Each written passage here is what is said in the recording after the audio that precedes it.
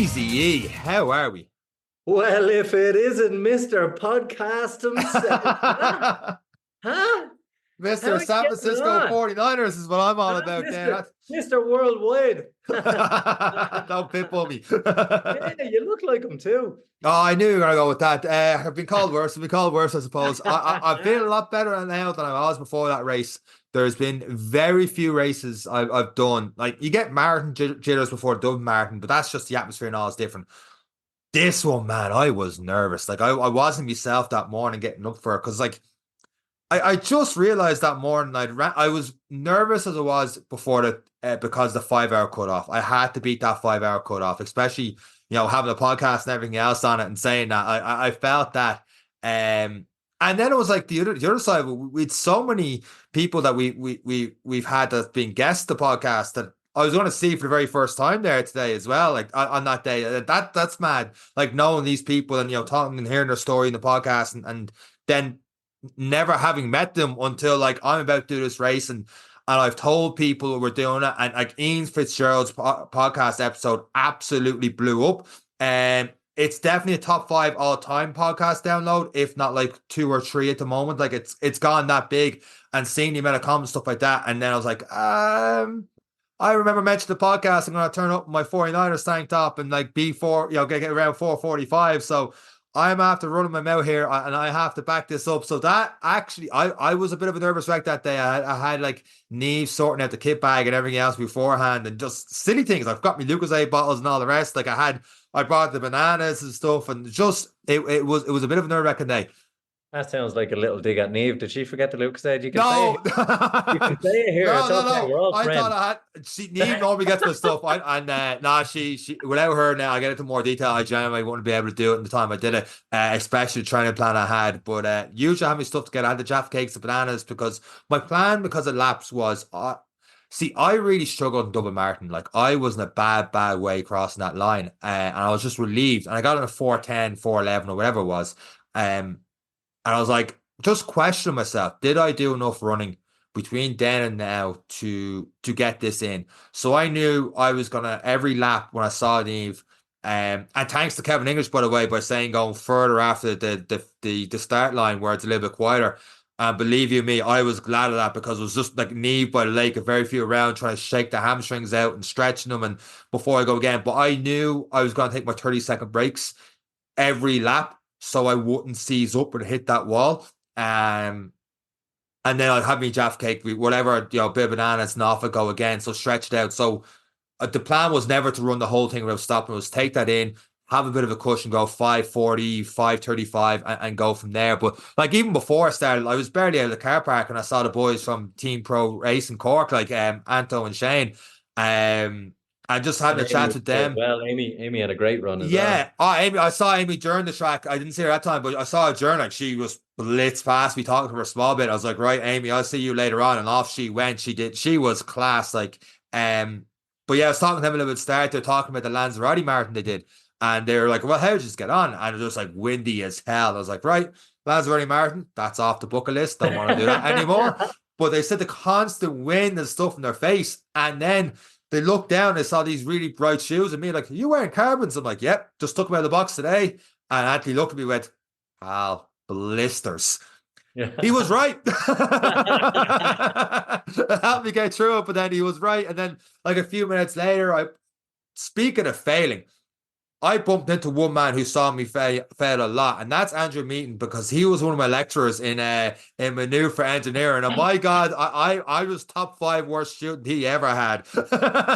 So I saw him there, and then I saw Brendan Dowd from their sports massage. Yeah. Saw him as well. And then 2 minutes later, saw Ciara Smullen. She was in the podcast a couple weeks ago doing Arthur Neal. And I was like, you actually running this? Because knowing she did 60K Arthur Neal only 3-4 weeks ago, and she's back down here again, her and Neve. I was like, fucking boola bus, fair play to you. And I'm afraid to mention all these names that I'll forget people. Kevin English as well. I saw him a good couple of times, and when we get into it, he'll help me out. But I had my stuff all ready to go. Walking down the start line, I was definitely a nervous wreck. Well, you should have been, because I looked through the entries and I recognized through people who interact with us, and that's replying to stories, messaging us, having a crack at us, coming on. There was 30 people in the race. Never mind Jeez. those who were supporting that have interacted with us over the last 2 years. So I was like, Sean has no idea how much of a little mini local celebrity he's about to become Stop. this week. So if that's not bad enough, the starting line, I've get myself in. It starts a kilometer away from us. So we're all walking down. I'm trying to shake it up and loosen up, whatever. And I realize I'm near a 4:15, 4:30 balloon. I'm like, right, Sean, your biggest mistake is you always go too fast. So I went back near a 4:45. Talking to Shane, we're both giving about how fucking Eric Lawless is probably on a sunbed somewhere in Dubai, just chilling, relaxing while we're putting ourselves through this. And then I heard from the MC Mark up the very top, he goes, I just heard him go, "You're on some random podcast, were you?" And he was talking to Ian Fitzgerald. I'm like, did I hear that? I mustn't have heard that. And they're like, "Sean, where's Sean at?" And I was like, no, can't make attention to myself. So I literally went in the middle of the pack. They won't see me here before the start of the race. I'm grand. I do a podcast, so they won't see me or know me. I'll get away with this one. And then man in a tank top, yeah, they won't notice you. Yeah, all right. This is how nervous I was. So they're like a glow stick. The thing goes off, buzz, and I'm jogging. I'm getting the starting line like grand. I get away with this. There we have the big San Francisco logo, bullseye on my chest. And Mark has the mic, and he just roars straight at me. "Go Chiefs!" And I'm like, "Oh, fuck. Here we go." This is what I'm in for the next 14 laps. But a second time going around, he was like, "Go Chiefs, you having a hope tomorrow night." And I was like, and then he shouts after me, he goes, "You better get under 5 hours now, pal." I'm like, I know, I'm in for this. Like, first, so it goes 1K to back to the starting line and then 2 laps. Each lap is 3.7 kilometers. I am midway through my second lap. So I've probably done around maybe 7K. All of a sudden I hear, that can't be Sean already, is it? Fucking Ian Fitzgerald there.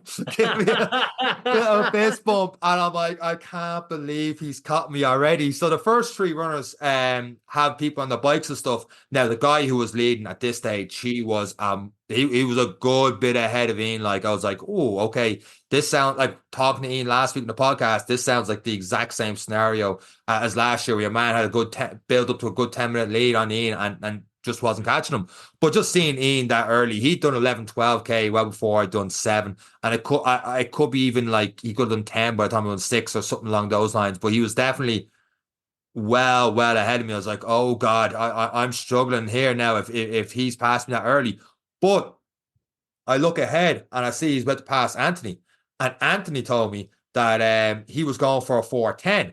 And then I look at the watch and I just hit a 5:07. And my plan was to go 5:35. And I'm like, uh-oh, I'm in trouble. Pull back. I'm not supposed to see Anthony definitely not this early. Pull back. So I was like, right, just keep that bit of cushion. But and because we talked a fair bit about this before the podcast started, I can't remember if I said this already, but my plan was to keep going to Neve, getting fuel, in, go again, get that 5:35 and just keep pacing myself, get me 30-second break, stretch it out and keep going. But just to keep that buffer of like 5:40, 5:35, 5:40, and I kept going a good bit below that. I was like, I just got to keep holding, because I felt like I'd settled. 20K came in and the legs got stiff. Like the hamstrings were feeling it. And I'm like, I am struggling.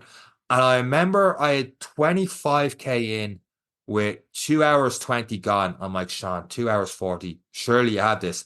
And Kevin English came over me. He's like, you got to make under 5. And I'm like, I don't know. The confidence was gone. I was like, I don't know what's going to happen to the body when it gets 30K. I feel like I'm just going to completely seize up and just, that's going to be the end of it. He's like, right, get some water in, get this in.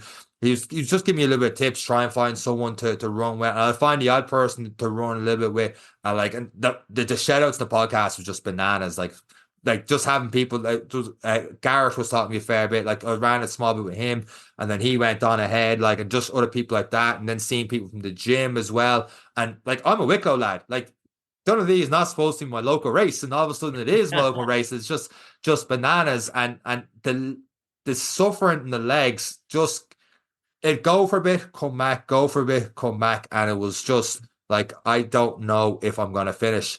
And then I was around 2 hours 40 or so into it. Ian had passed me out 3 times at this stage.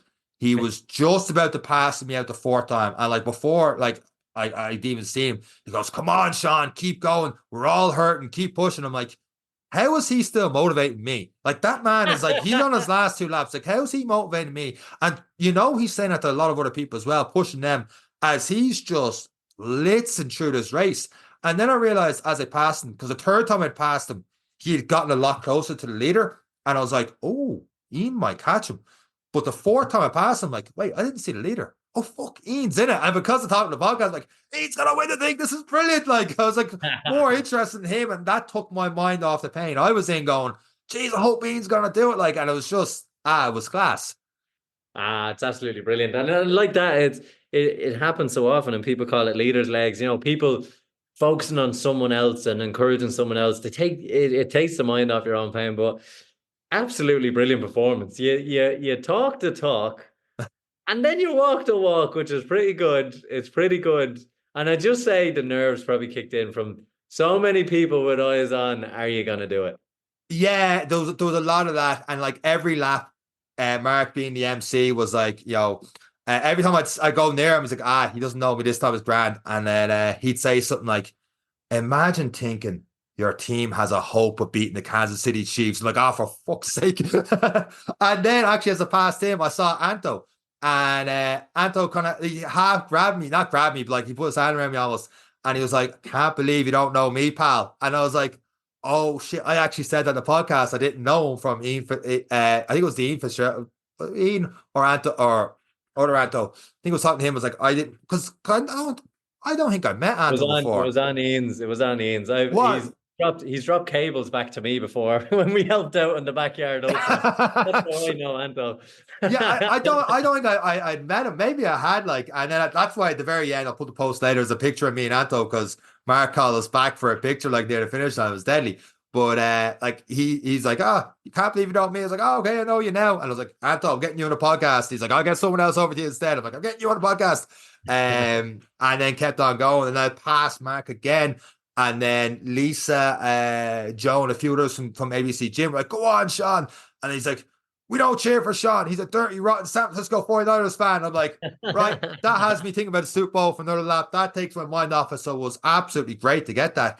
And then one of our friends, Elaine Skelly, with 3 laps to go, 12K, sprinted behind me with her dog and literally jumped on my back. And I was like, Elaine, I am going to throw you into the effing lake. I was so tick at her. I'm like, what are you doing? Because the leg, when you that leg feeling, it's like gone. Yeah. Oh, yeah. I should literally just jump, hands on the shoulders. I'm like, I can't even say in a podcast what I wanted to do. That's one of those when you give out to the moment and then they get that hot feeling of guilt then like, oh, sorry. But we got to I'm rushing through this now, but we got to oh, by the way, actually, I haven't even brought this up yet. When you go by the starting line, the crowds of people, it is like the Owen Heartbreak Hill in Dublin. Yeah, where they're that close. So everyone has their tables and stuff all there, and nutrition and all the rest, and it's a good maybe 200-300 meters. I don't know if I'm exaggerating that or not, but it's just constantly people cheering you on. They're that close and they're just tapping along, and it's deadly. It's a deadly buzz. They know you're getting that every 3-4 kilometers. It makes the lap so much easier, and the fact that you could plan your nutrition around it and know that people are definitely going to be there, and you're thinking, okay, next lap I need my Lucozade, my Jaffa cakes, my jellies or gel, whatever it is. It makes it so much easier, and the atmosphere there, and it's a weird one because everyone seems to know everyone.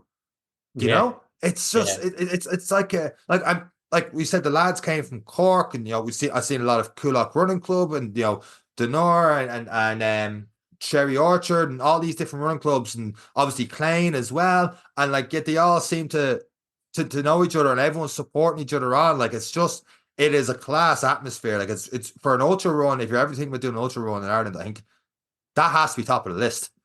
Yeah, and you've just said it as well. It is an ultra run, so there's there's people who are only taking on ultras, haven't been around the marathon circuit for a little while, or have done something else, and they begin to recognize each other from different things and Hmm. groups, and seeing each other and finish lines and stuff. So it becomes a community in itself, the Donadea 50K. And I'd imagine it's probably like Dublin Marathon for you now. Is it going to be part of the Oh, yearly calendar?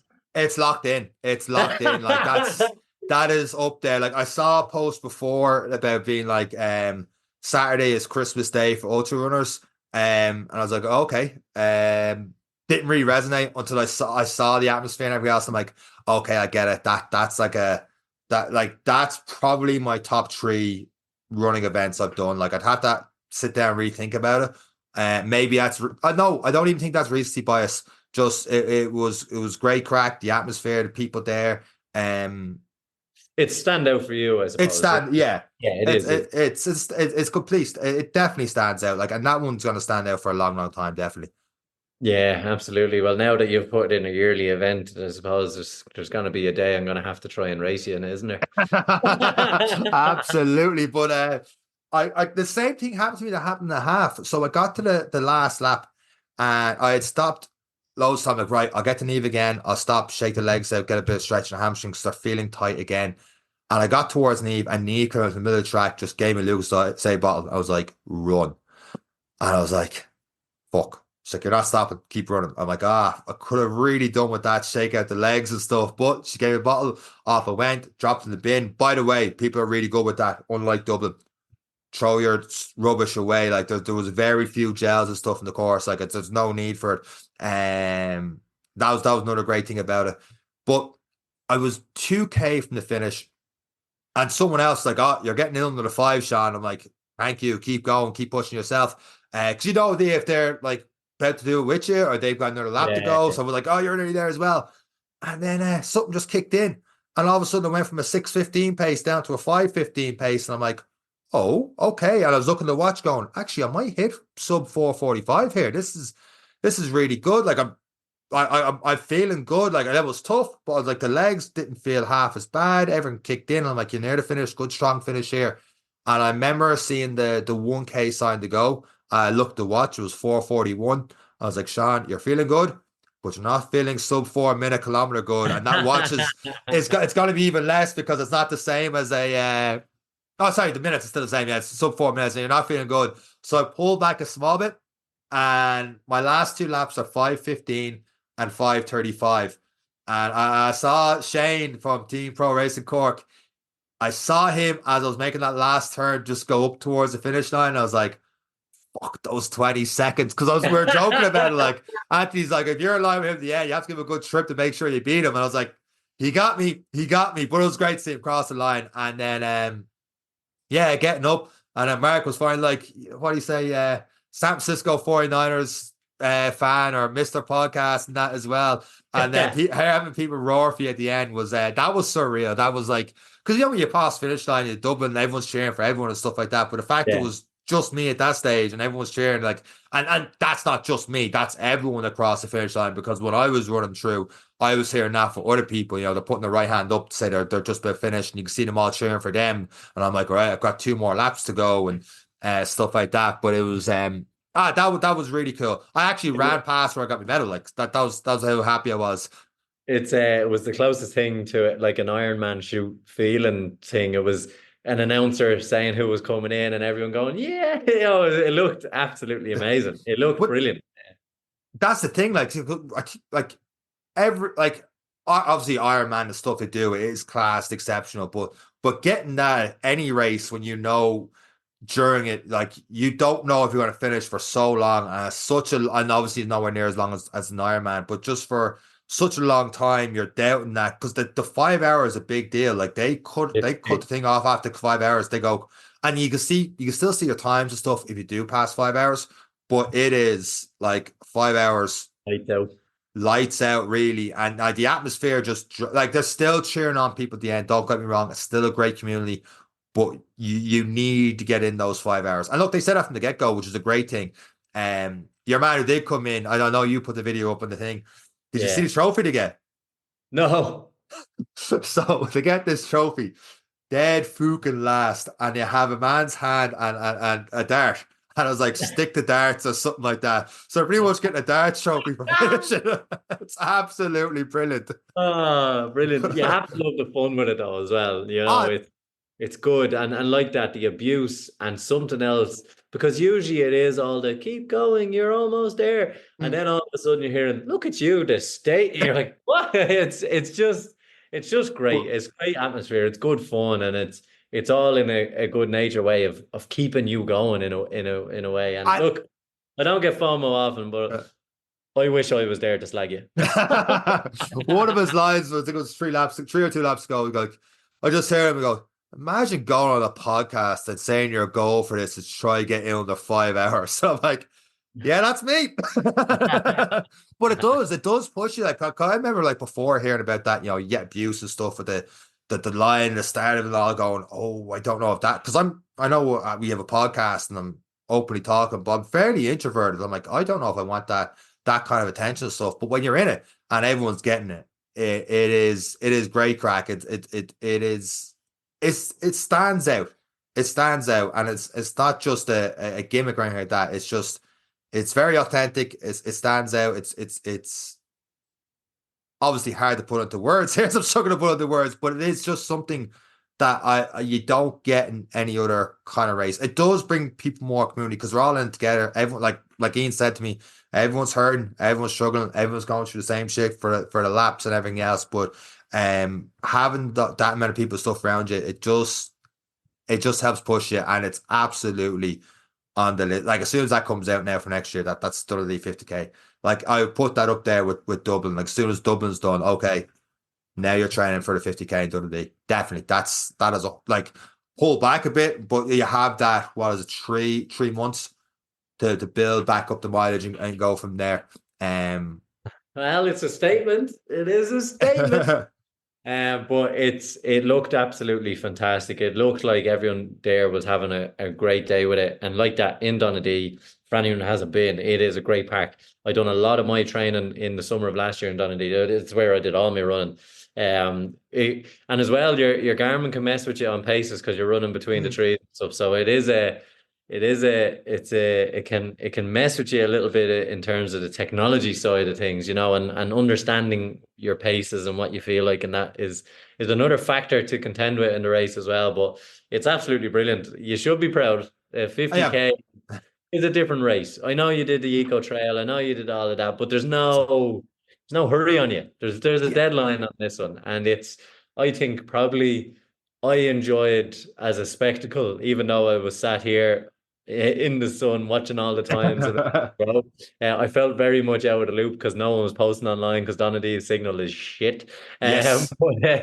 But I was enjoying the watching the times going around and watching everything going around, and for the first time missed home. I'll admit it. Really?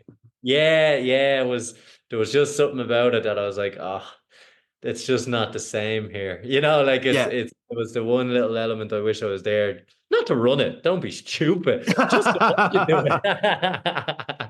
But yeah, be proud of that one. And I said that to others who had a good day or a bad day or an indifferent day. It's 50K. It is something that was done early on in the year. There's a foundation for whatever you want to achieve this year. And I think that's why it is such a successful race. I think people use it as that motivation of winter miles, and they get through Donadea, and then you've a platform for whatever it is you want to do that year. You've got Great the base. base level, you've got a great level. Then you've early marathons, you've got Westport in April. You're into the summer season. You've got then your London marathons. There's so much you can do. It's great, and I think, yeah, I think your first solid 50K. I think is a good achievement. I think it's that non-stop race with a timeline. I think of all the things you've done, your backyard ultra was pretty cool. Your marathons were pretty good, but I think that for me, with the added pressure, Mm, I think, and coming back from injury, and I'm going to give you a little bit more credit in that. Like the injury you carried through the summer of last year was probably the most frustrating. You've had it before, probably 10 years ago, but is since then probably the most frustrating you've been with an injury, and suffering through it. So to come through all that and still finish, I'd say finish the year and start your next year with a 50K is probably one of your better achievements, I would say. Yeah, no, it's definitely up there. Even though I've done 80 eco trails, doesn't compare. Like you're getting like not that it's very tough the eco trail, but there's a lot of walking. There's a lot of okay, let's take a few minutes here and just get a bit of food into it and just keep the mind going. The next stop, the next stop, next stop. You're getting through it. It's a different sport almost compared to this is you've got 5 hours and you put that on yourself as well. It's like you have to get through in those 5 hours. Yeah, no, it's completely different. I'm more proud of this one than I am the 80K. Definitely. Because I knew I'd get through I wasn't nervous about the 80K in terms of would I do it. It was like I am going to do it. Depends on what time. I'm hoping it's this time. If it's not this time, it's this time. The goal is just to finish, get through it. Whereas this one, just at how much I suffered in Dublin, and then thinking, did I do enough training between Dublin and now when I was there? And I know I did now because I know it's not completely accurate, but the watch had me a sub 4, like 3:58 or something, and I still had 8K to go. So like I knocked 14 minutes maybe off my marathon time. And for a longer race, that shouldn't happen. So if I was doing marathon, in theory, it should be 16, 17 minutes because I should be able to push a little bit more of a 42 and 50. So I'm getting back the first race in a long time where I'm like, okay, I'm getting a little bit back to where I was maybe the best part of a year and a half, 2 years ago. So yeah, no, there's a couple of exciting races coming up. I have Nace 10 mile where I get to build a bit of pace, pull it back into distance, build pace, and then build to May. Then is I'm gonna say May for now on the podcast. The next big event is the backyard ultra.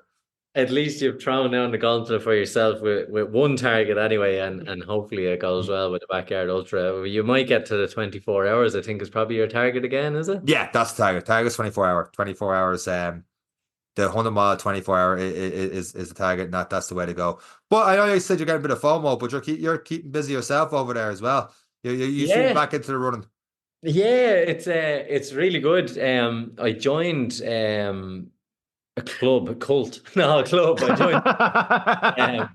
But basically, it's free to join, and it's Adidas Running Club, and they've clubs all over the world. And the reason I did it was to get them on the podcast, or else give me €1,000,000. But we came to a compromise, and they've actually given me an entry to a 5K trail race that's happening in 2 weeks' time. I'm not Whoa. 5K fit by any stretch of the imagination. But I think I'm probably going to be the only one running the race, but I'm running it on behalf of Adidas, which is probably the start of my professional running career. No, but yeah, they gave two entries, and Katie's going to do it with me. My mom's flying over, and it's up in the What the? mountains region here in the UAE in a place called Hatta, and it's absolutely beautiful, and there's a dam and stuff there. So I'd imagine it's going to be a nice race. It's the weather is actually raining, believe it or not, today, but the weather should be good. Um, and it's a day out, and it's my first kind of race or focus since I've done the Ironman. So it's nice to get it back into it. But the beauty about the running group, there was 60 people at interval training on Thursday. That's And do you know what's weird? And I always say about the podcast is like, why do you do a podcast? And it's like, because of front row seats to the most inspirational, motivational people ever. And we've there's an episode that's coming, but there's a key line in it about calling yourself a weasel. And I had to get up the interval training first, they split themselves into groups and they let you choose your punishment. So you have a group leader who's like, I'm running between 3:30 and 4 minutes for the 200 meters. And then you have someone else who's like, I'm doing, the tasty ones, 4:30 to 5 minutes and whatever it is in the different intervals. And you have to choose your poison. And I loved it. And I was like, I can only go with the fastest group. Everything else, I'm just soft. And it was just trying to hang on to these athletes for intervals. And like still impressive enough. Them guys were leaving me in their dust, but I'm getting there. And then on the weekend, I had to be up at 5 o'clock to go for the sunrise run. And I woke up feeling sorry for myself. And that's when I went, There'll be a little weasel get out of I'm looking it. forward to showing people that episode. Yeah, it'll make sense in a couple of weeks' time when it's released. But yeah, I got out of bed and that was task number one, and task number two was again it's an out and back. So you can run as far out as you want, and you can run and turn around. It's everyone's long run. So some people ran a 30K that morning. They were up at 4 o'clock in the morning to start the run. But everyone meets for coffee. You get a discount once you're part of a club. If I drank coffee, it'd be great, but you get a discount as part of the club, and then everyone sits around and talks, and yeah, so it was again, I had the choice of what I do, and I seen a couple of people kind of tipping away, and I was like, this isn't an easy run, is it, Eric? No. And off I went with them. And then yeah, so you covered my probably quickest 10K in a while, 11K, and just holding on to people's coattails. So that's where it's going at the minute. And then hopefully on the next week or two, there'll be a definitive of the events I'm gonna do once the rostering of the new job comes out. I'll be able to see what is on around the world, and some of the ideas that were floating are Ironman Turkey, Ironman Philippines. So there'll definitely be two different challenges there. We know the two marathons at the end of the year, hopefully if the roster works, will be done. And then you never know what time of the year I'll be back with. There could be a 50K in Donadea, but you've sold me. Don't come home for Christmas. Come home for the 50K The whole instead. 50K, it's a new Christmas. So yeah, so there's a lot there. There's a lot to be considered, and again, once I have the definitive roster, I'll be able to throw the gauntlet for myself. But at the minute, it's just about enjoying it. It's about being inspired by you doing a 50K, by Ian winning it, and I just wish I was there to see that excitement live. Do you know, that's one of those. I watched it through a phone. I'm grateful someone showed me on a phone, but part of me wishes I was there without one, just to embrace that moment for so many people who are doing such fantastic runnings. And it is a big achievement, and so many people did so well. It's absolutely amazing. So, but again, if you're listening to this podcast like myself, it's a motivator. You front row seats to hearing people's struggles, everyone going through the same thing, and then to just get yourself up, get out there and set your targets and keep going. And it's great. And I do remind myself of it when I'm on these runs of I could turn around now and do 7K. And I was like, nah, we're doing 11, we're doing 12, we're doing this, we're doing that, you know. So